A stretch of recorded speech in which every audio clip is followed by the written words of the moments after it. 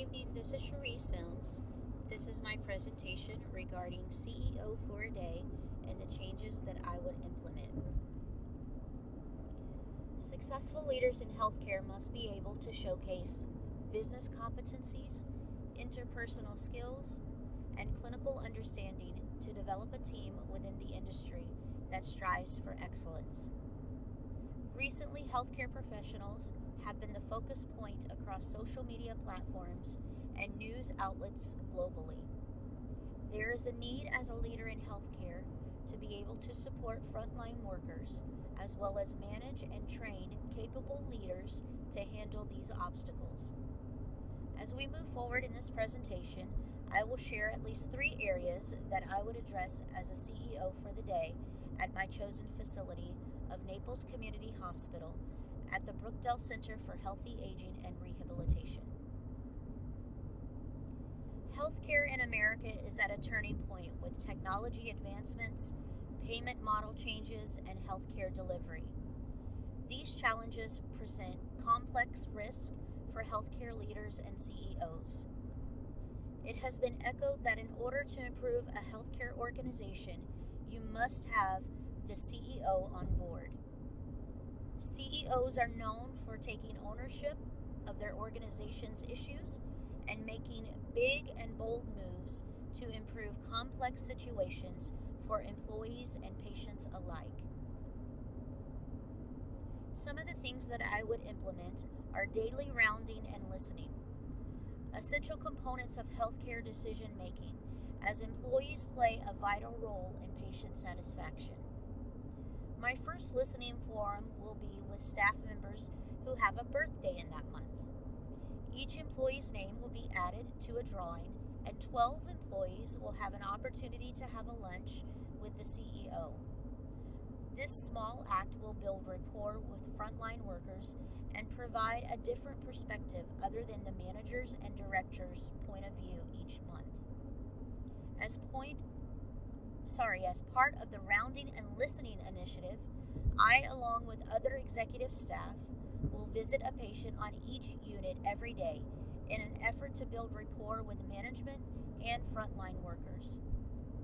This will show staff that we care about feedback and follow-up. There is so much focus these days on patient satisfaction through healthcare delivery and reduced healthcare cost.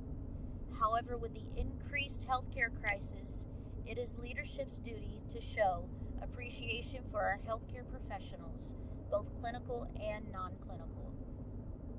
Another portion to this incentive is to show appreciation through offering employees a real break throughout the day. There are many times on my current unit when healthcare professionals are running from patient to patient or meeting to meeting, if you're in administration, only to realize that the cafeteria is quickly closing. So they must rush to grab lunch and at times even wait additional hours to eat. So I would implement a food service delivery within the hospital for employees only. There are many areas of the facility that are further away, and going to the cafeteria is simply not convenient for some employees. Happy employees produce great patient satisfaction. My second implementation will be to engage a cybersecurity team. Protecting against cyber attacks is one of the most important areas as a hospital organization. Walden University reported more than 132 breaches. That's nearly 50% more than the previous year. So we must ensure that measures are implemented to reduce risk in each department for each employee. For cybersecurity efficiency, I would propose a risk analysis strategy to ensure protection. Risk analysis requires organizations to consider the risk probability of EPHI. These results will determine which threat requires protection first based on anticipation. Through a risk analysis, we can implement necessary physical safeguards for employees, administrative safeguards for patients, and policies and procedures to protect against technical safeguards. Data can be breached through access to unauthorized people or hacking. If the system is unable to contain the information when transmitted, then data breaching can often occur.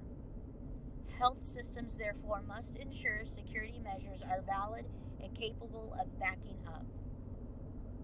As our organization moves to implement a new software program, challenges may emerge once the Cerner system is phased out, as employees are comfortable with the old format. Some professionals are hesitant about the changeover. However, Epic software has a user-friendly interface and many options that Cerner did not have. So throughout the process, it will be important not only to support, but also encourage the staff through this learning curve. As we move forward in the risk analysis, the team will have an opportunity to gain individual perspective, to provide advantages and disadvantages of the components being utilized and underutilized. So protecting against cyber attacks can only improve care and efficiency, which leads to a reduction of errors. Therefore, patients can obtain a more efficient service. So this technology modification will add additional cybersecurity training and will ensure real-time information is being shared and reviewed and healthcare is delivered effectively. There are specific challenges that are identified in population health management and specific goals and objectives that must be out in place for the hospital and community. Population health management addresses the social elements of health, job opportunities, vocational skills, and decent housing and safety in the community. The pandemic has disproportionately impacted historically marginalized groups, resulting in higher rates of infection, hospitalization, and death in racial ethnic minority populations, including Black, Hispanic, and Native American populations. These are quality of life issues that impact the health of our community and its members. If we only treat individuals when they have a crisis here at the hospital, but never address the long-term issues, we are simply putting a Band-Aid on the situation and allowing it to continue to be a sore cost more in the end. We have two different worlds many times in healthcare in each community. There are those that can afford coverage and those who cannot. So I would work to continue with our outpatient clinics for free care in the neighborhoods that require. In addition, I would partner with some of our nonprofit Helping Hands Samaritan ministry groups to provide equipment to those in need after discharge from the rehab facility. Many community-based practices are already stretched in caring for medically and socially complex patients, and some even had to shut their doors during this time. These losses have left patients without the support of their network of healthcare and community service organizations. At the same time, many of them have also lost support for food and housing, employer-based health insurance, and in-person schooling and childcare. So as a CEO, it is your job to establish a team of leaders that manages information and ensures accountability. Priority should be placed on identifying quality issues and addressing concerns before they become costly. You have a responsibility to lower costs, increase revenue, and improve patient and employee satisfaction in order for your organization to be successful. Communicating the benefits and engaging staff is key to success. So allowing the departments that have implemented these changes to share the staff and patient satisfaction of the change can be highly beneficial. The important functions of a leadership is to facilitate success in every area. As a CEO, it is crucial that required resources for any project or process are readily available.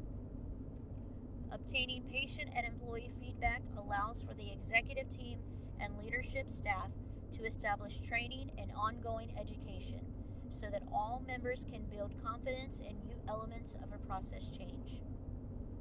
Therefore, organizational transformation is difficult and takes on average 5 to 7 years to implement. Clinical and administrative staff are often reluctant of top executive changes as they feel the most is status quo and will return once the next executive takes the role. So, leading in this new era means engaging in collaboration with frontline staff and management. And as the CEO for a day, I would hope to initiate a breakout from the administrative silos and encourage a transformational approach. This creates a culture where other leaders train and teach how to grow and lead. This brings leadership to a whole new level and brings real problem solving with a strong team.